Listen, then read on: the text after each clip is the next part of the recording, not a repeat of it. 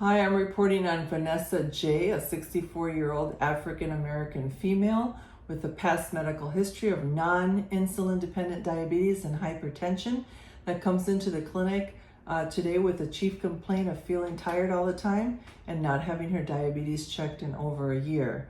She complained that her tiredness started over 4 months ago. She's generally tired. It lasts all day. She characterizes it as exhaustion. She says that whether she goes to the store or she stays at home, she's still exhausted. She tries to relieve it by taking naps, but she still wakes up tired, and she tries to avoid physical activity and get more rest in order to feel to have more energy. She also states that she has quit taking her glucophage and or metformin and her glyburide because of GI upset and diarrhea over 6 months ago. Her other medications include aspirin, hydrochlorothiazide, and atenolol. She has no known drug allergies, no seasonal allergies. She has medication intolerances, once again, of metformin and glyburide, and also hydrochlorothiazide. She quit taking for too much urination. She has no known drug allergies. She has a family history of diabetes for her mother, and her sister and father both died of sudden heart attacks. She does have a history of having a mammogram 7 years ago and a colonoscopy 9 years ago. She does live alone and reports that she's sad sometimes because of her recent deaths of her family members. Her pertinent review of systems include negative for weakness, negative for fevers, positive for weight loss of 5 pounds in the last year, and exhaustion. She is positive for hypertension, denies any kind of chest pain, denies shortness of breath or wheezing.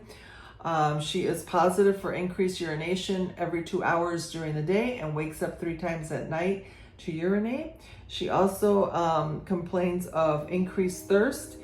She is positive for burning and cold and tingling to her feet at night. She does deny depression, anxiety, and mental illness, but does state that she's been sad because of her family member's death. Her objective findings include a BMI of 29.8, temperature 98.1, pulse of 80, blood pressure 160/90, and respirations 20. Her general appearance is alert and oriented, thought coherent, and she answers questions appropriately. Her skin is warm and dry and intact. She has a normal heart rate and rhythm, no extra sounds, no extra clicks or murmurs. Abdomen is soft, rounded, and non-tender. Bowel sounds times 4. Bladder is non-distended and no CV8 tenderness. She has full range of motion of all extremities. Her speech is clear. She's cooperative. She does make eye contact and answer questions appropriately. Her assessment includes her leading diagnosis of diabetes, mellitus type 2, non-insulin dependent. Diabetes is due to islet cell low function and insulin resistant, and this causes issues with metabolism and target organs and tissues receiving blood glucose, and this in turn causes issues with metabolism and problems like that are found in this patient, like fatigue, exhaustion, polydipsia, polyuria. Her hemoglobin A1C that she had done 2 weeks ago was 8.5, which is diagnostic of diabetes mellitus. The first differential is hypothyroidism. Hypothyroidism is a progression of low thyroid function, and this low thyroid function causes the metabolism of the body to slow down, and so it also causes fatigue and weight gain.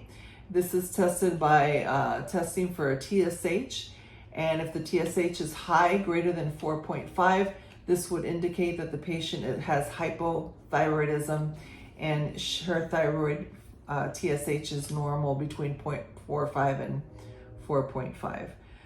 The second differential is anemia. Anemia suggests that the patient has low hemoglobin or low red blood cells, which affect the body's oxygen carrying capacity. And if the oxygen is low, this leads to fatigue, and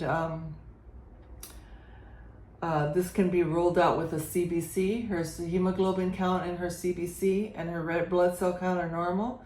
Hemoglobin is above 11 for her. Differential number 3 is depression. Depression can cause fatigue and loss of energy. I ruled this out by doing a PHQ-2 screening test. And then the other thing is she has a second diagnosis that has been established of hypertension. And so next we're going to go on to medications. I am prescribing Ozempic 0.25 milligrams sub-Q injection every week for 4 weeks. This will help her with her non-compliance and remembering to take frequent medications. This is just once a week. It is a GLP-1 medication that also helps with weight loss and a reduction of cardiovascular risk.